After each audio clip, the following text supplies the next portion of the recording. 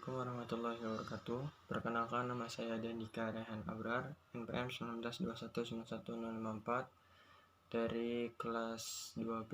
Di sini saya akan menjelaskan mengenai kerangka dasar kurikulum 2013.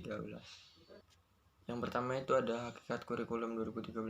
Kurikulum 2013 adalah penyempurnaan dari kurikulum berbasis kompetensi yang menyempurnakan standar kompetensi lulusan dengan dikembangkan sesuai tuntutan kekinian Indonesia dan masa depan sesuai kebutuhan. Penyempurnaan standar isi diuraikan atas kecukupan dan kesesuaian dengan kompetensi. Menyempurnakan standar proses dengan merancang berbasis kompetensi dengan pendekatan saintifik. Penyempurnaan yang terakhir adalah penyempurnaan standar penilaian dengan berbasis proses dan output dengan teknik tes dan non-tes atau portofolio. Perubahan kurikulum 2013 berwujud pada standar kompetensi lulusan, materi, proses, dan penilaian yang komprehensif. Penjelasan hakikat perubahan kurikulum 2013 menurut Kemdikbud tahun 2013 halaman 119. Yang pertama itu ada kompetensi lulusan. Yang dan mata pelajaran. Yang ketiga terintegrasi secara vertikal maupun horizontal. Yang kedua itu ada materi, dikembangkan dengan berbasis kompetensi sehingga memenuhi aspek kesesuaian dan kecukupan, mampu mengakomodasi konten lokal, nasional, dan internasional. 322 Jurnal Filsafat volume 25 nomor 2 bulan Agustus tahun 2015. 3 proses berorientasi pada karakteristik kompetensi yang berwujud. Yang pertama, sikap, menerima, menjalankan, menghargai, dan mengamalkan. 2. Ada keterampilan, mengamati, menanya, mencoba, menalar, menyaji, dan mencipta. Yang ketiga itu ada pengetahuan, mengetahui, memahami, menerapkan, menganalisis, mengevaluasi, dan mencipta. Berikutnya yaitu ada landasan kurikulum 2013. Yang pertama itu ada landasan yuridis. Landasan yuridis kurikulum adalah Pancasila dan Undang-Undang Dasar 1945, Undang-Undang Nomor 20 Tahun 2003 tentang Sistem Pendidikan Nasional, PP Nomor 19 Tahun 2005 tentang Standar Nasional Pendidikan, dan Pengaturan Materi Pendidikan Nasional Nomor 23 Tahun 2006 tentang Standar Kompetensi Lulusan, dan Peraturan Menteri Pendidikan Nasional Nomor 22 Tahun 2006 tentang Standar isi. Selanjutnya itu ada landasan filosofis. Secara singkat, kurikulum adalah untuk membangunkan kehidupan masa kini dan masa yang akan datang bangsa, yang dikembangkan dari warisan nilai dan prestasi bangsa di masa lalu, serta kemudian diwariskan serta dikembangkan untuk kehidupan masa depan. Ketika dimensi kehidupan bangsa masa lalu, masa sekarang, dan masa yang akan datang menjadi landasan filosofis pengembangan kurikulum. Yang ketiga itu adalah landasan empiris. Sebagai negara bangsa yang besar dari segi geografis, suku bangsa, potensi ekonomi, dan beragam kemajuan pembangunan dari suatu daerah ke daerah lain, sekecil apapun ancaman disintegrasi bangsa masih tetap ada.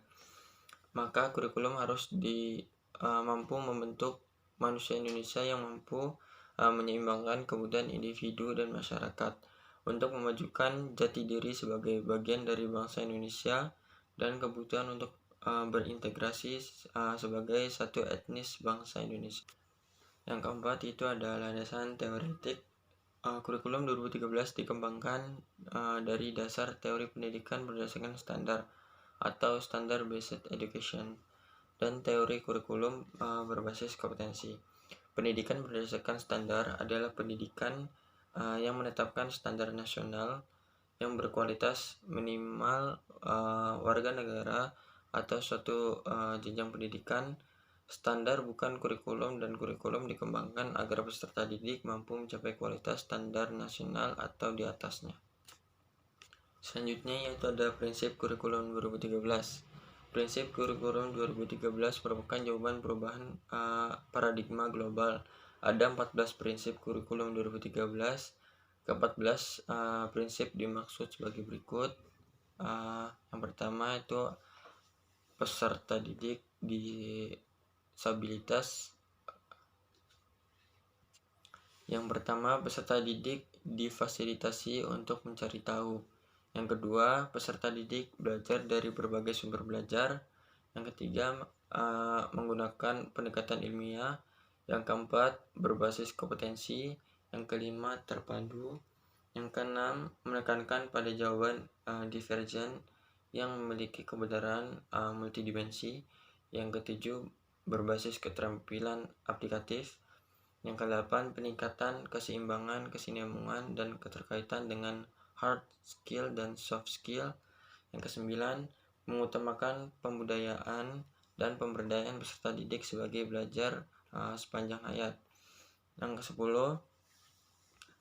menerapkan nilai-nilai dengan memberi keteladanan atau ing ngarso sung tulodo, membangun kemauan ing madya mangun karso, dan mengembangkan kreativitas peserta didik dan proses pembelajaran atau tuturi handayani.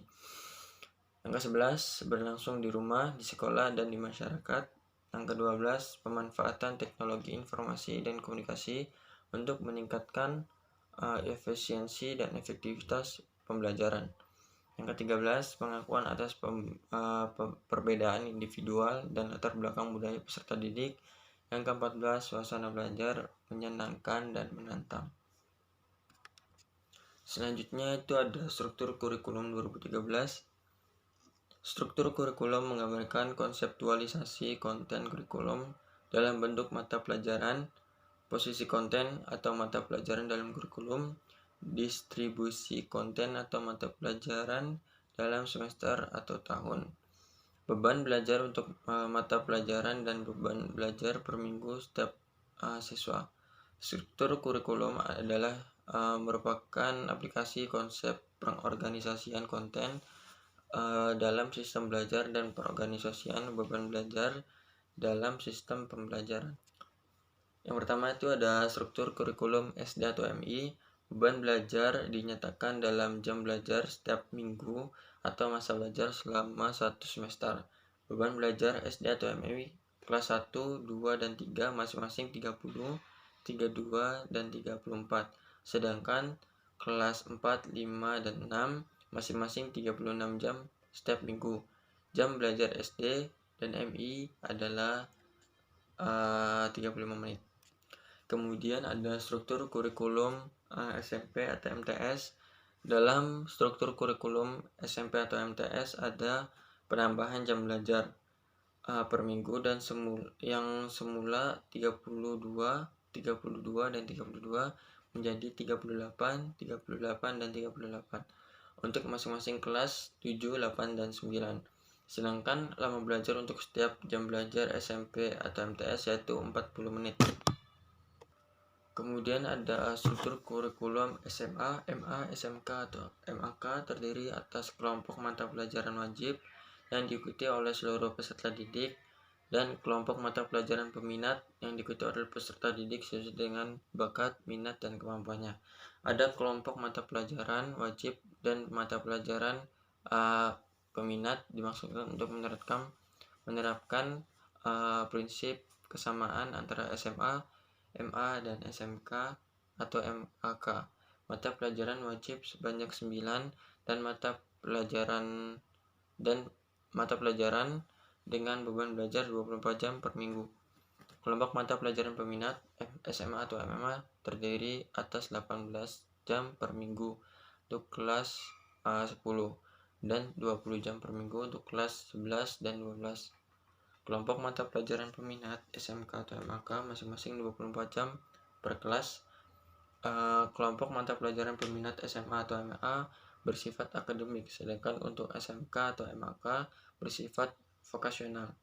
Struktur ini menempatkan prinsip bahwa peserta didik adalah subjek dan belajar dan mereka memiliki hak untuk memilih sesuai dengan minatnya. Selanjutnya ada model-model pengembangan kurikulum. Standar Nasional Pendidikan merupakan acuan utama yang mengatur tentang standar minimal yang harus terpenuhi dalam pengolahan.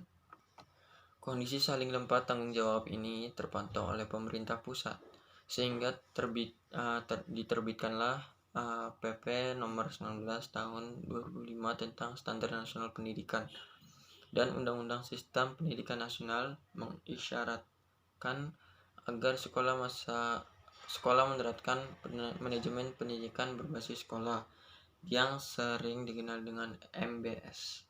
Penerapan MBS ini harusnya memenuhi 8 standar nasional pendidikan atau SNP, yaitu standar isi, standar proses, standar kompetensi lulusan, standar pendidik dan tenaga pendidikan, kelima standar sarana dan prasarana, yang keenam standar pengolahan, yang ketujuh standar pembiayaan, dan yang ke-8 standar penilaian pendidikan.